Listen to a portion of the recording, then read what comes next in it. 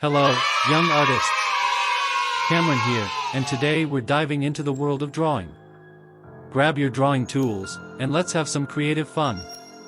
We'll start with something simple but exciting, a cute cat. Follow along with me as we bring this adorable feline friend to life.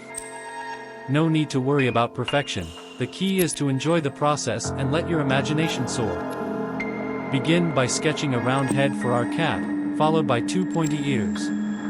Cats have expressive faces, so let's add two big, round eyes and a small triangle for the nose. Don't forget to give our cat a playful expression with a curved line for the mouth. Now, let's create the body by drawing a slightly elongated oval. Add four legs with paws and a gracefully curved tail. You can experiment with different poses to make your cat unique. To make our cat even more charming, add some furry details with curved lines along its body.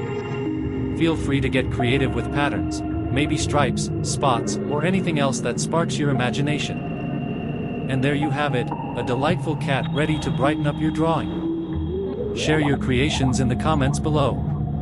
If you enjoyed this, don't forget to subscribe for more exciting drawing adventures.